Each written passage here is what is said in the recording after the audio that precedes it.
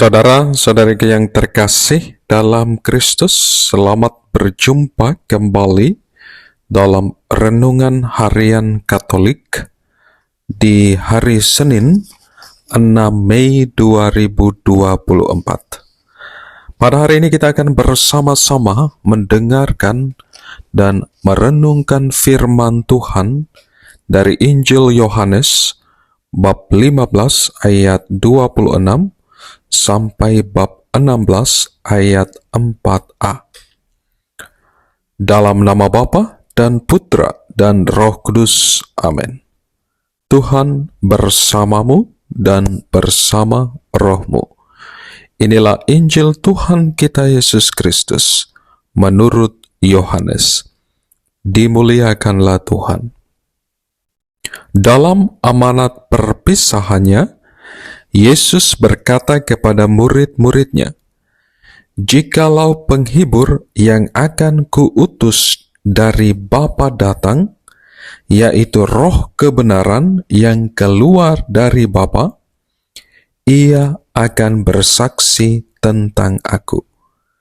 Tetapi kamu juga harus bersaksi, karena kamu dari semula bersama-sama dengan aku. Semuanya ini kukatakan kepadamu, supaya kamu jangan kecewa dan menolak aku. Kamu akan dikucilkan, bahkan akan datang saatnya bahwa setiap orang yang membunuh kamu akan menyangka bahwa ia berbuat bakti bagi Allah. Mereka akan berbuat demikian karena mereka tidak mengenal baik Bapa maupun aku. Tetapi semuanya ini kukatakan kepadamu, supaya apabila datang saatnya kamu ingat bahwa aku telah mengatakannya kepadamu." Demikianlah Injil Tuhan. Terpujilah Kristus.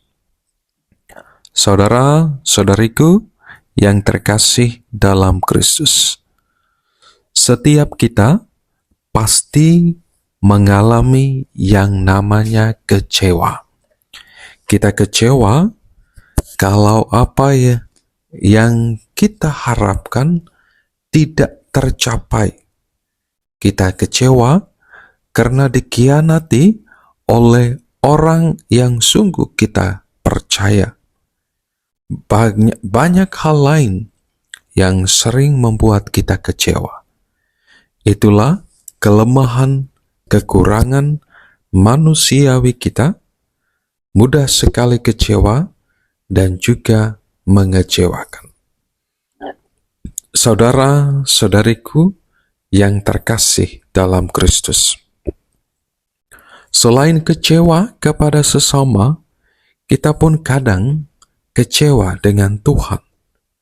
Ketika doa-doa kita belum dijawab, ketika kita diperhadapkan dengan masalah atau situasi yang begitu berat, kita pun kadang kecewa kepada Tuhan.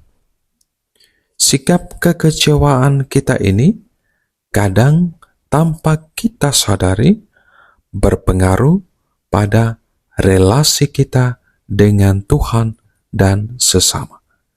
Kita mulai menjadi malas dalam berdoa, tidak aktif dalam kegiatan di KBG maupun dalam hidup sosial kemasyarakatan. Saudara-saudariku yang terkasih dalam Kristus, hari ini dalam amanat perpisahannya, Tuhan Yesus sekali lagi memberikan pesan kepada para muridnya dan kita sekalian, supaya senantiasa bertekun dan supaya kita memiliki daya tahan untuk berdiri kokoh dalam iman kita akan Yesus.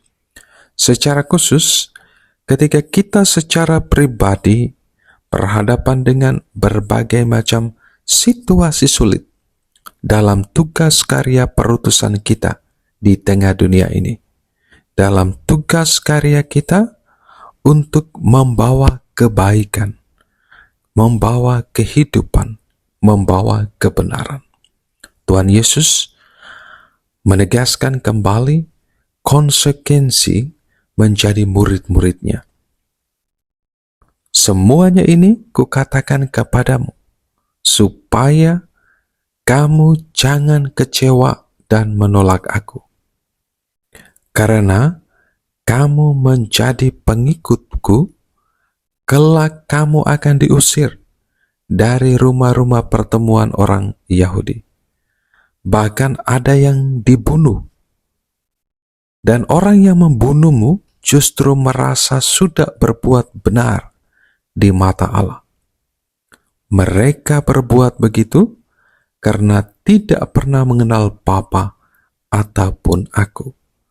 Semuanya ini aku katakan sekarang, supaya ketika hal itu terjadi, kalian akan ingat bahwa aku sebelumnya sudah mengatakan kepadamu. Semua hal itu aku sampaikan kepadamu supaya kamu tidak kecewa. Saudara-saudariku yang terkasih dalam Kristus, Tuhan Yesus secara pribadi mengingatkan kita sekalian bahwa dalam tugas karya perutusan kita, dalam mewartakan kebaikan dan kebenaran Injil, kita harus juga siap dengan segala konsekuensinya.